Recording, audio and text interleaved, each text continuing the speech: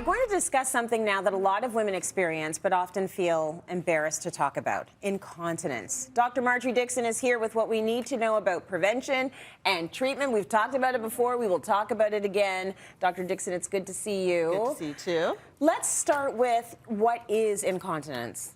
It's involuntary loss of urine. So you know how you go around and you go to a washroom and decide to let down and pee? Yeah. It's not happening that way. It doesn't happen that way. It dribbles, it leaks from little bits to like a whole bunch. A whole gush. Yeah, a whole gush and like disaster. So, Okay. And you have no control over it. Yeah. And there are different types of incontinence. So there's the, you know, when people say, I laughed so hard I peed my pants? Yes. Yeah. That's called stress urinary incontinence. So Okay. it's when you like jump on a trampoline or go for a run, exercise, cough, sneeze, that stuff. Yeah. Stress urinary incontinence. Then there's the incontinence that's called urge urinary incontinence. Okay. And that's the, you go shopping, you come home, you put the key in the door, run for the bathroom. This is mine. Yeah, or else That's you'll my pee your pants. brand. Okay, that's urge. And so those are the two most common types. Okay. There's also like overflow, so for men with prostate issues, for example, Yeah. so they never really fully empty the bladder, so it backs up and then it leaks.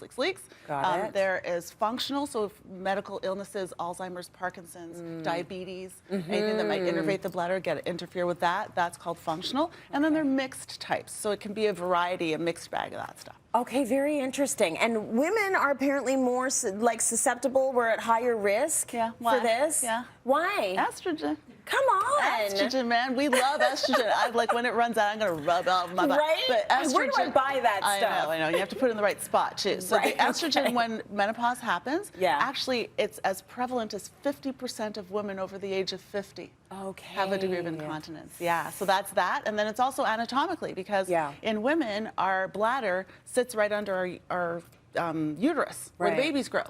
So, you know, when you have a baby, your uterus is pushing on the bladder, so that's something that happens in pregnancy. And then after you've pushed through the muscles of your pelvic floor to push the baby out of the vagina, that too can impact the support system for your bladder, because that musculature sits from your pubic bone all the way to your tailbone.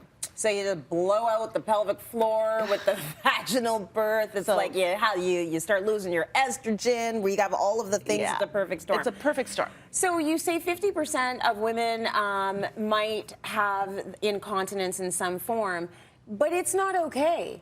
Yeah, like this is interesting, because I always thought it was just something you deal with. Yeah, I know, and this is the thing that I feel like I deprogram a lot, where women will see me as a fertility specialist and they've had one baby and they're like, yeah, so I'm leaking, I want to get it fixed. I'm like, oh, you have the rest of your babies, because you'll keep destroying your pelvic floor, and then we'll deal with it after. If someone is watching right now and thinking they might have this but they aren't sure, what signs should they be looking for? Well, if you're leaking any urine, you need to understand what kind of urinary incontinence. Remember I said they're the two main types, the stress and the urge, and that needs to be diagnosed. And then sometimes your bladder becomes irritable because you have an infection. So you might have a low-lying urinary infection. So you have to see a healthcare professional that will work through that. So they can do a urine dip test looking for white blood cells for signs of infection. You can do a urodynamic study, which actually sees how you pee.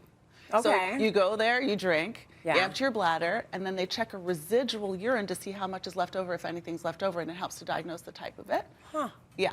Okay. And then they also I hope they're not watching you. I'd have performance anxiety. You still do it in the background, and then you come back. But then they actually put a thing in to see how much urine you have left over. It's fun. Wow. I know. We did it for fun in medical school. Okay, that. So then the other thing you can do. Yeah, you can also get a cystoscopy. So they put a camera into the bladder and they see if there's any other reason why you might be losing your urine that's not the traditional, not some worrisome stuff, because sometimes you can have a bladder tumor or things that can irritate the bladder internally. And then there's also cystograms, so they see the functionality of the bladder. They're all the way from the kidneys to the bladder to the urethra where the pee comes out. Wow, okay, there's so many things they can test and do. Yeah. What can be done at home? Any prevention tips for us? Yeah, so prevention tips or management tips until you get to where you can get to. So if you're leaking urine, you don't have to change your pants all the time. There are undergarments to manage it, so that to catch the urine, that's one. Yes. You can also do for stress urinary incontinence, actually for both stress and urge initially, you do your Kegel exercises, and they're exercises where, Remember I talked about the musculature of the pelvic floor, so you Yeah. can actually work out the muscles of your pelvic floor. So you do them now. I'm doing them now. Are you doing? But It's just that I give up because it's like now I'm bored, or I forget about it. It's like it's been 30 seconds. You gotta I'm done. keep it up. You start with your elevator in the Right. basement, and then you lift it to the first floor, I don't have and you good lift control. it to the second floor. Oh boy. Don't let it drop though. Then I you keep let letting it it down drop. little by little. Okay. And then all you can right. kind of I feel just let like it down. All right. You can't do that though, Tracy. You got to keep the urine. Okay, I got to keep the urine in. All right. So you can do that, and then you can cut out the things that irritate your bladder. Like? And they're all the good stuff. Alcohol, Oh, caffeine, come on. chocolate, red wine, Yeah, really? spicy food. Come on. Yeah, menopause comes like death and taxes, right? And you can't even Right? make it better by eating the stuff that makes you happy. Let me tell you something. The only thing that's great about having the kids do all the extracurriculars is I can't drink anymore. I'm always driving a car. Well, there you go. So there you go. There you So go. that No should problem help for you. in some way this situation. So thank you for all that info. And yes, go But ahead. healthy lifestyle, right? So Healthy keep your weight lifestyle. low. If you have a Yeah. chronic cough, get it fixed. Like all the things Yeah. that can irritate, increase your intra-abdominal pressure, which pushes on your bladder, Yeah. fix that stuff. Very good, Dr. Dixon. Thank you. You always have welcome. very helpful information.